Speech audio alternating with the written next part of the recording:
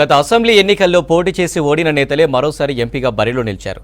ఎమ్మెల్యేలుగా ఓటమి పాలైన ఆ ముగ్గురు ప్రత్యర్థులు తాజాగా నువ్వా నేనా అన్నట్లు తలపడుతున్నారు.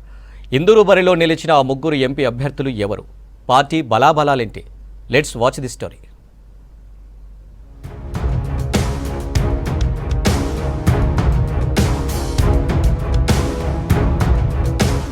నిజామాబాద్ పార్లమెంటు స్థానంపై 3 ప్రధాన పార్టీలు ఫోకస్ పెట్టాయి. గెలిపే లక్ష్యంగా వ్యూహాలు రచిస్తున్నాయి.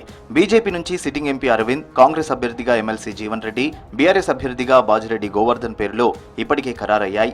గత ఎంపీ ఎలక్షన్స్ లో బీజేపీ, బీఆర్ఎస్ నువ్వా నేనా అన్నట్లు పోరు కొనసాగింది. ప్రస్తుతం సిట్టింగ్ స్థానం కాపాడుకోవాలని బీజేపీ పట్టుదలతో ఉంది. అధికారంలో ఉండడం కలిసి వస్తుందని కాంగ్రెస్ పార్టీ భావిస్తోంది.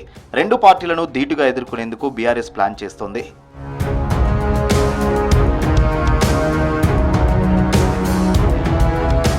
నిజామాబాద్ లోక్సభ పరిధిలో 7 అసెంబ్లీ స్థానాలు ఉన్నాయి. బీఆర్ఎస్ 4,17,000 ఓట్లతో 3 అసెంబ్లీ స్థానాలను గెలుచుకుంది. కాంగ్రెస్ 4,07,000 ఓట్లతో 2 అసెంబ్లీ స్థానాల్లో గెలుపొందింది.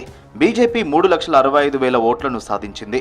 నిజామాబాద్ బీజేపీ ఎంపీగా బరిలో ఉన్న ధర్మపురి అరవింద్ అసెంబ్లీ ఎన్నికల్లో కోరుట్ల నియోజకవర్గం నుంచి ఎమ్మెల్యేగా పోటీ చేసి సెకండ్ ప్లేస్లో నిలిచారు.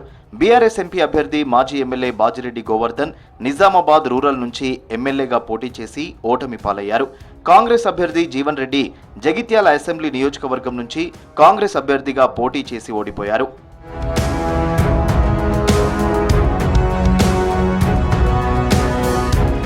మూడు పార్టీల అభ్యర్థులు ఎమ్మెల్యేలుగా ఓటమి పాలై ఇప్పుడు ఎంపీ అభ్యర్థులుగా బరిలో నిలవడంపై చర్చనీయాంశంగా మారింది. అయితే అసెంబ్లీ ఎన్నికల ప్రభావం పార్లమెంట్ ఎన్నికలపై ఉండదంటున్నారు అభ్యర్థులు.